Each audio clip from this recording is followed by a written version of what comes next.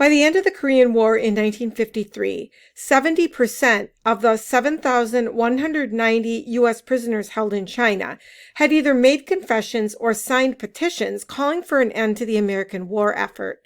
15% collaborated fully with the Chinese. 5% steadfastly refused.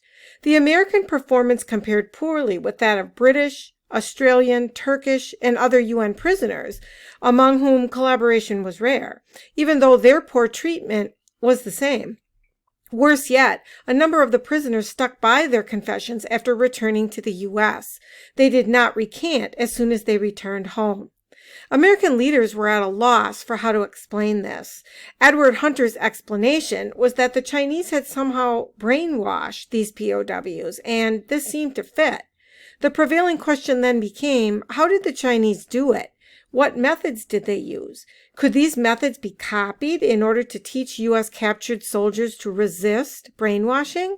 CIA Director Allen Dulles and the heads of the other American security agencies became almost frantic in their efforts to find out more about the Soviet and Chinese successes in mind control. Allen Dulles turned to a world-famous neurologist named Dr. Harold Wolff, who was treating Dulles' son for brain damage suffered from a Korean War head wound. In 1953, Dulles asked Wolff to conduct an official study of communist brainwashing techniques for the CIA, and Wolff accepted. Wolff teamed up with another doctor named Lawrence Hinkle, his colleague at Cornell University Medical College in New York City. The two doctors submitted a secret report to Allen Dulles, later published in a declassified version, that was considered the definitive U.S. government work on the subject. Wolff and Hinkle concluded that neither the Soviets nor the Chinese had any magical weapons like drugs, exotic mental ray guns, or other such methods. The key to their success was instead a series of interrogation methods that relied on skillful, if brutal, application of police methods. Wolff and Hinkle showed that the Soviet techniques rested on the cumulative weight of intense psychological pressure and human weakness. Further studies by the U.S. intelligence community ensued. CIA brainwashing researchers like psychologist John Gittinger pored over ancient documents on the Spanish Inquisition. The communists did not possess the brainwashing equivalent of the atomic bomb, as many had feared. Interest in methods, however, to brainwash prisoners of war using intense interrogation methods goes back to the early 1950s. The public became interested in this subject as a result of a series of articles posted by Edward Hunter of the Miami News. The first article appeared in September 1950 and was called "Brainwashing Techniques Force Chinese into Ranks of Communist Party." This was the first printed use of the term brainwashing, but it quickly became a familiar word. Hunter turned out a steady stream of articles and propaganda on the subject. Hunter was a CIA propaganda operator who worked undercover as a journalist, and if you've seen my video on Operation Mockingbird, you won't be surprised by this. The brainwashing controversy heightened during the Korean War because the Chinese government launched a propaganda campaign that featured recorded statements by captured U.S. pilots.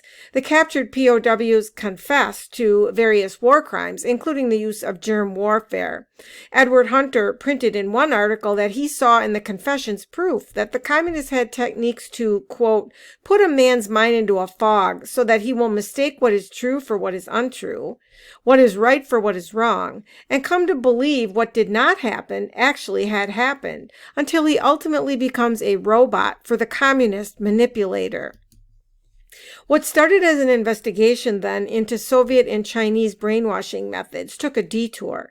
The CIA researchers pondered the idea that just because the Soviets and the Chinese had not invented a brainwashing machine, there was no reason to assume that such a task was impossible. And if there were to be a possibility of developing such a machine, that would mean that the communists could discover it.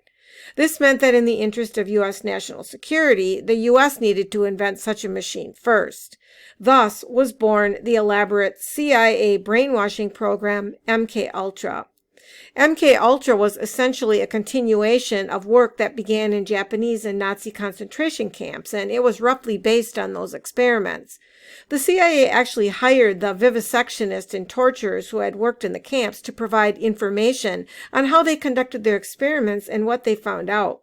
A vivisection is a surgery conducted for experimental purposes on a living organism, typically animals with a central nervous system, in order to view living internal structure. Nazi doctors had experimented with mescaline also at the Dachau concentration camp, and the CIA was interested in whether or not mescaline might be the key to mind control that they were seeking. The CIA hired Nazi doctors who had been part of that project so that they could use the results of their research in this area. All of this is because during the early era of the Cold War, the CIA became convinced that communists had discovered a drug or technique that would allow them to control human minds. So in response, the CIA then began its own secret program, MKUltra, to search for a mind-controlled drug that could be weaponized against enemies.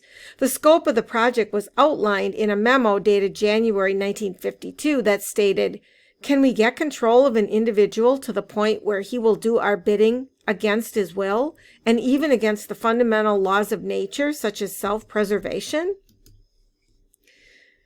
Dr. Colin Ross wrote a book about the topic. Dr. Colin Ross is a psychiatrist, and Dr. Colin Ross provides proof based on 15,000 pages of documents obtained from the CIA through the Freedom of Information Act, or FOIA. And he found that there have been many violations of human rights by American psychiatrists over the last 65 years. He proves that the Manchurian Candidate super spy is fact, not fiction. He describes the experiments conducted by psychiatrists to create amnesia, new identities, hypnotic access codes, and new memories in the minds of subjects.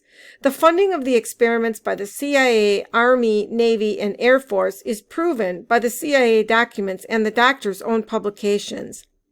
These acts were perpetrated not by a few renegade doctors, but by leading psychiatrists, psychologists, pharmacologists, neurosurgeons, and medical schools. Dr. Ross has written several books that detail his findings. These are The CIA Doctors, Human Rights Violations by American Psychiatrists, Military Mind Control, A Story of Trauma and Recovery, and he's also written a book called Satanic Ritual Abuse, Principles for Treatment, that is about treating trauma-based mind control. And his is one of the only few books that I've ever been able to find who addresses this topic about satanic ritual abuse and trauma-based mind control and proposes a treatment for it. Here are some of the most significant findings of Dr. Ross that are detailed in his book, The CIA Doctors. The CIA developed a mind control program in order to discover whether it was possible to create a Manchurian candidate.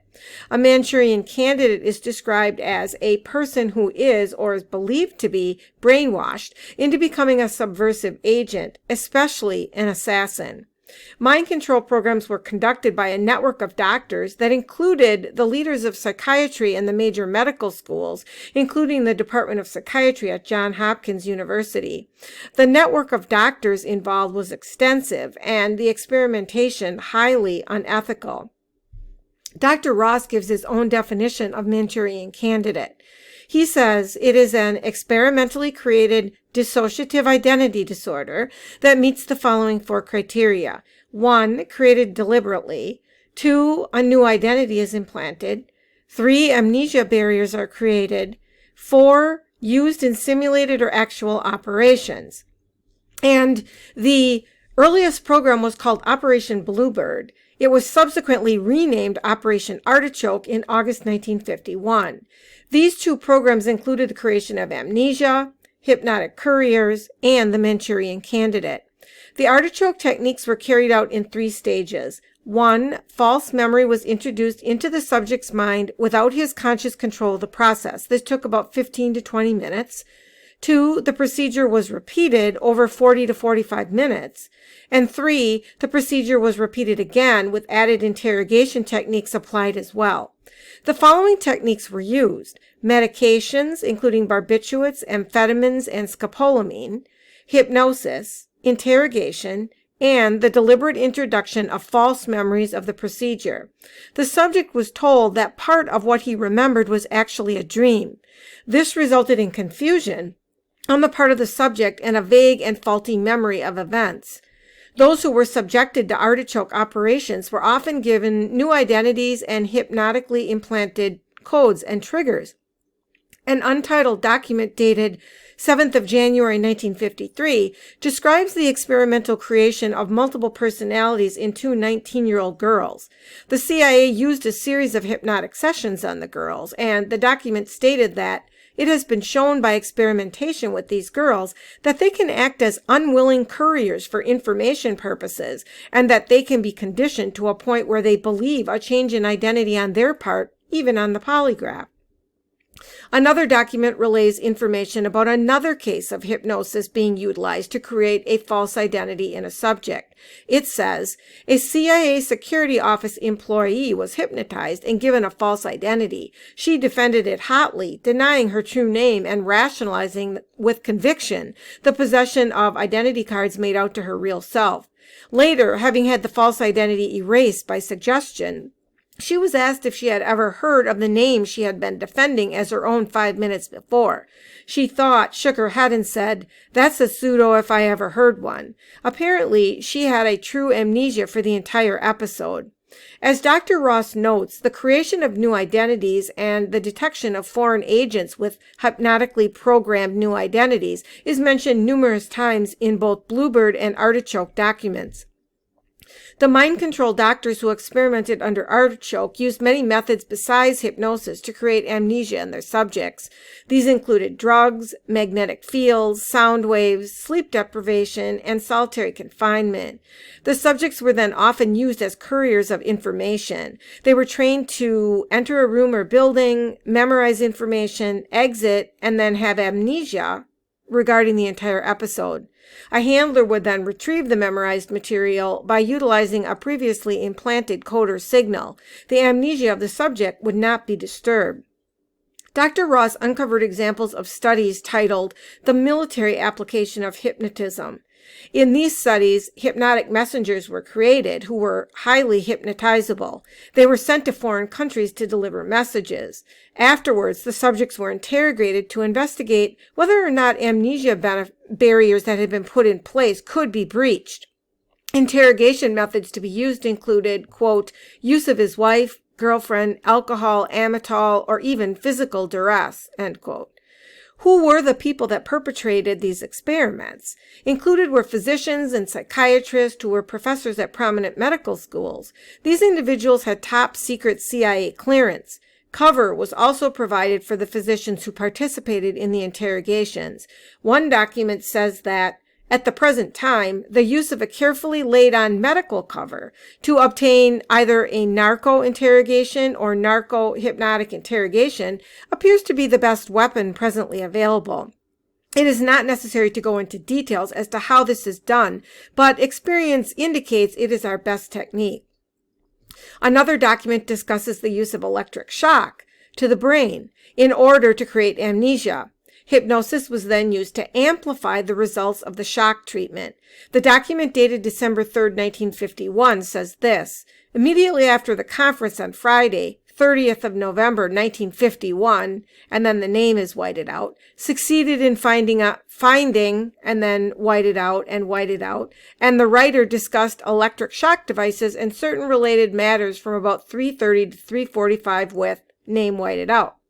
Name whited out is reported to be an authority on electric shock. He's a professor at the medical school of the whited out and, in addition, is a psychiatrist of considerable note. Whited out explained that he felt that electric shock might be of considerable interest to the artichoke type of work. He stated that the standard electric shock machine could be used in two ways. One setting of this machine produced the normal electric shock treatment, including convulsion, with amnesia after a number of treatments. He stated that using this machine as an electroshock device with the convulsive treatment, he felt that he could guarantee amnesia for certain periods of time, and particularly, he could guarantee amnesia for any knowledge of the use of the electric shock. Then, whited out, stated that the other or lower setting of the machine produced a different type of shock. He said that he could not explain it, but he knew that when this lower current type of shock was applied without convulsion, it had the effect of making a man talk. He said, however, that this type of shock was prohibited because it produced in the individual excruciating pain, and he stated that there would be no question in his mind that the individual would be quite willing to give information if threatened with the use of this machine. Dr. Ewan Cameron received CIA money through MKUltra Subproject 68 in 1957. Cameron successfully demonstrated the use of electroshock to produce amnesia. Dr. Colin Ross sums up his investigation into Projects Bluebird and Artichoke by concluding that the involvement of physicians, including psychiatrists, in Bluebird and Artichoke was extensive, systematic, and fundamental to the programs. The involvement included consultation, literature reviews, experimentation, and direct participation in field operations. The full extent of this involvement is unknown because the names of the mind control doctors who created Manchurian Candidates are redacted from documents, and other documents remain classified. In the next segment in this series, I will summarize Dr. Ross's findings about CIA mind control programs, including MKUltra and LSD experimentation.